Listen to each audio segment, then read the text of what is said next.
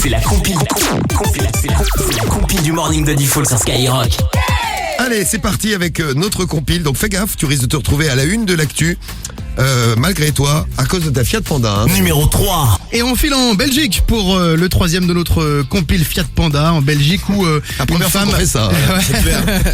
où une femme a eu une mésaventure sur le parking du supermarché Carrefour. Elle était venue faire ses petites courses avec sa petite Fiat Panda, sauf qu'au moment de repartir, elle s'est trompée de vitesse. Pourtant, elle l'a depuis longtemps, sa Fiat Panda, elle la connaît par cœur. Elle a malencontreusement enclenché la marche arrière et elle s'est retrouvée contre la barrière du premier étage. Et voilà, ce qui devait arriva, elle est tombée.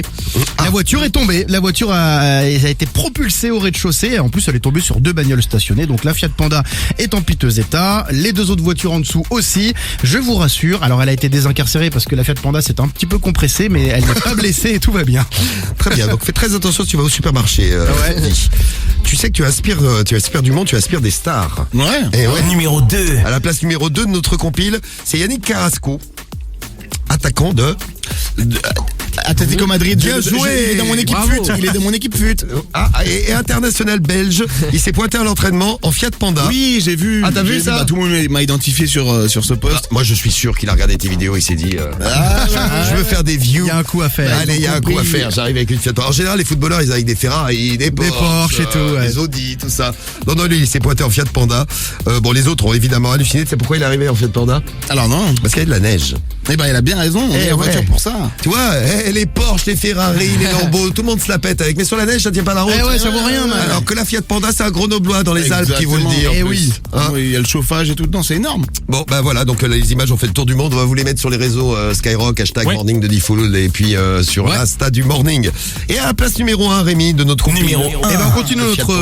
On continue notre petit tour d'Europe parce que là, on file en Allemagne et une Fiat Panda, c'est un petit peu une voiture multifonction. On peut même y transporter des animaux et pas des petits animaux. Cette personne, voulait se rendre en République tchèque. Allemagne, République tchèque, ça fait quand même quelques kilomètres. Et elle transportait un poney. Quoi? C'est pas rien. Un poney, un vrai poney, un poney dans le coffre. Elle avait mis du foin, elle avait enlevé les sièges et tout. Ouais, Fiat Panda. Essaye. Bon alors attends, pour les pas mis deux sacoches. Non mais pour les connaisseurs, c'est la Panda d'il y a quelques années là. C'est pas la toute première. Ah, c'est la nouvelle. Voilà, elle est un petit peu monospace. Elle est moins bien. Elle est moins bien.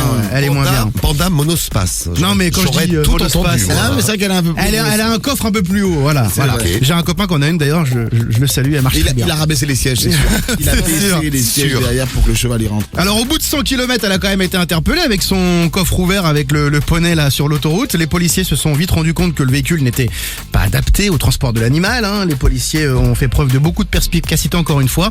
Elle a écopé d'une amende et a dû attendre qu'un véhicule adapté récupère le petit poney. Très bien, d'une très très belle histoire. C'est peut-être une idée pour une prochaine vidéo. Voilà.